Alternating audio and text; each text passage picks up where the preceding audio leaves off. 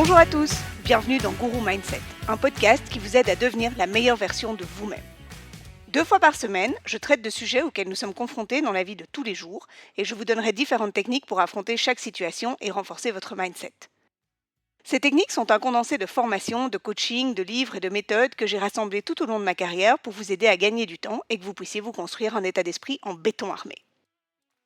Aujourd'hui, on décide que nous ne sommes plus des victimes. C'est parti. Il n'y a rien de plus désagréable qu'une situation dont on se sent victime. C'est injuste. On n'a rien demandé. On ne s'y attendait pas. Et on a la sensation d'avoir été poignardé en plein cœur. Que ce soit un coup du destin ou un coup du voisin, on a la sensation qu'on n'a rien fait pour mériter la situation actuelle. Et en fait, peu importe si on l'a mérité ou non, le résultat est le même. On ne veut pas de cette situation. On veut qu'elle s'en aille, mais rien n'y fait. D'autant plus si ce qui arrive a un impact sur votre vie en général. Bref, être une victime est épuisant moralement, psychologiquement, et sauf pour ceux qui adorent se faire plaindre, c'est une blessure à l'ego qui peut brûler et piquer terriblement. Et si je vous disais que vous aviez le choix? Tout comme ce que je vous disais dans l'épisode Comment franchir un obstacle, à nouveau, vous avez le choix. Je faisais moi-même partie de ces gens qui ont un ego assez haut placé, ceux qui aiment gagner, et qui, quand ils perdent, gardent le sourire mais cuisent intérieurement. Le sentiment de victimisation était assez souvent présent et détestable. On ne sait même pas quoi en faire tellement on a l'impression qu'il nous met dans une position de faiblesse. Et c'est vraiment de l'énergie gaspillée bêtement, parce qu'il y a une grande différence entre affronter un obstacle et se positionner en victime. Et c'est la raison pour laquelle j'en ai fait 2 épisodes bien différents. Quand un obstacle se positionne devant nous, cela peut de prime abord blesser ou décontenancer. À nous d'avoir le courage de mettre en pratique ce que nous avons appris. Être une victime ne se situe pas au niveau des émotions. Non, se positionner en victime, c'est l'ego qui parle. L'ego, les tripes, qui parlent et cherchent un pansement psychologique qui est l'apitoiement de soi-même ou des autres sur notre pauvre petite personne. Nous voulons que les autres reconnaissent publiquement notre souffrance afin de rendre celle-ci légitime et que nous n'ayons plus besoin de chercher d'excuses pour sortir de cette position. Et je sais que vous êtes en train de tout faire pour me trouver 1000 contre-exemples. Toutefois, je vous l'assure, on choisit son statut de victime. Ce n'est pas un fardeau que l'on est obligé de porter. D'ailleurs, si vous y pensez bien, nous connaissons tous, ou du moins avons déjà tous lu des histoires sur des gens qui ont vécu des choses terribles et ont décidé de ne plus être des victimes. Ces gens refusent ce statut que l'on décide de s'octroyer car elles préfèrent aller de l'avant que de stagner dans la souffrance. J'adore ces gens, je m'en nourris. Leur courage mental, la force de leur mindset est une inspiration immense. Si eux y arrivent, il n'y a aucune raison que nous n'y arrivions pas. Bon, mais comment est-ce qu'on fait pour sortir de cet état? Tout d'abord, il faut comprendre comment fonctionne le cerveau humain. Celui-ci n'est pas conçu pour vous sortir d'un état dans lequel il vous sait en sécurité. C'est scientifique. Je m'explique. Et je vais vulgariser un peu, donc pardon pour les grands spécialistes du fonctionnement cérébral. Il y a des milliers d'années, quand nous étions des êtres peu évolués attifés de peau de bête et vivant de cueillette et de chasse, les parties du cerveau prédominantes étaient le cerveau reptilien, le cerveau primaire.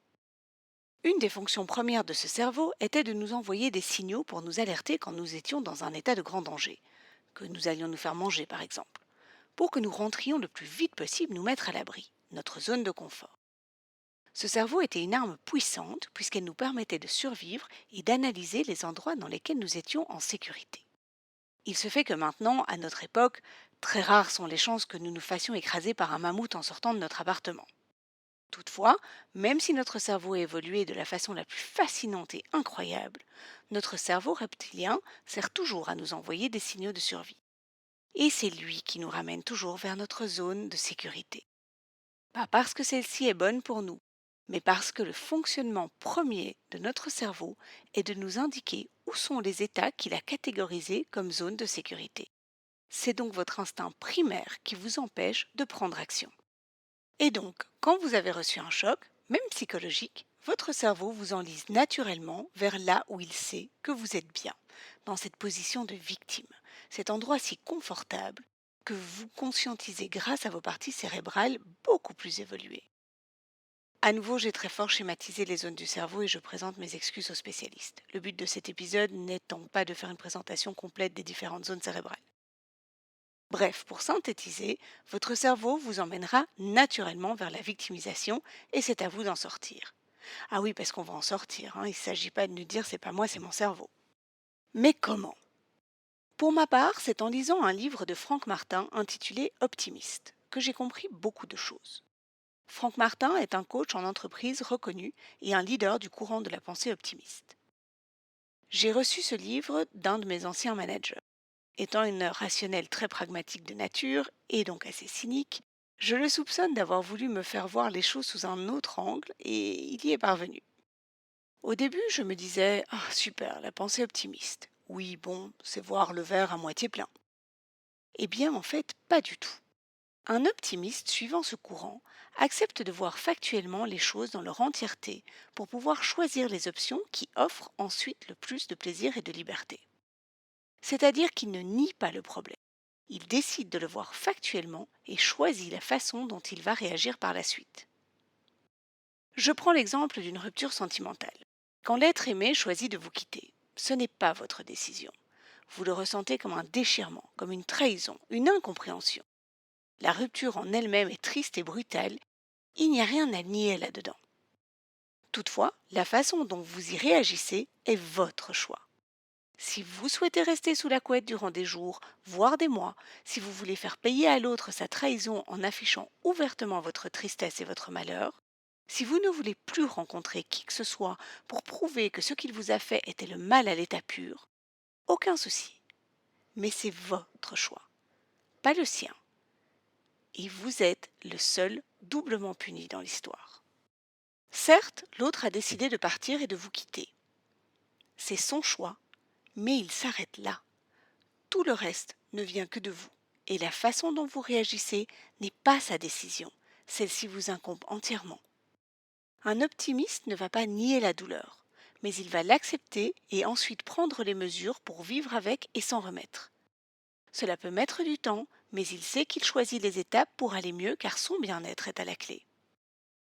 Je répète pour être sûr que vous ayez bien compris. Vous ne choisissez pas le problème ou la situation, mais vous choisissez la façon dont vous allez réagir. Juste vous, personne d'autre. Et une fois que vous avez compris que vous êtes en charge de votre bien-être, vous ne vous positionnez plus en victime, car l'ego n'a plus rien à faire dans l'histoire. L'acceptation d'une blessure ou d'une douleur est un travail qui peut être intense si on ne sait pas comment s'y prendre. Alors n'hésitez pas à me contacter si vous avez besoin d'un petit coup de pouce, je vous promets, le travail en vaut vraiment la peine. Et il est vrai qu'il est plus difficile de se battre et de sortir de sa zone de confort, mais en même temps, ceci tient une grande place dans la construction de votre mindset. Aucune personne qui réussit dans la vie ne décide de rester dans cette zone de confort et de se faire engloutir dans le piège de la victimisation. Ils choisissent de répondre à l'adversité en continuant la construction de leur vie. Pensez à toutes les personnes fortes autour de vous. Et je vous garantis que ce n'est pas dû à un ADN différent du vôtre. C'est uniquement une question de choix personnel. Et cette opportunité, vous l'avez autant que n'importe qui d'autre. Alors, vous la saisissez? Essayez, je vous garantis que la seule chose que vous risquez, c'est d'aller mieux et de vous sentir super bien. Voilà pour aujourd'hui. Dans le prochain épisode, on apprendra comment ne plus prendre les choses personnellement. Vous verrez, c'est très libérateur. Merci d'avoir écouté Guru Mindset. Si vous avez besoin de moi ou que vous avez des questions, n'hésitez surtout pas à m'écrire sur julie@guru-mindset.com. À très vite et surtout, aujourd'hui, n'oubliez pas de faire quelque chose qui vous fait plaisir. Bye!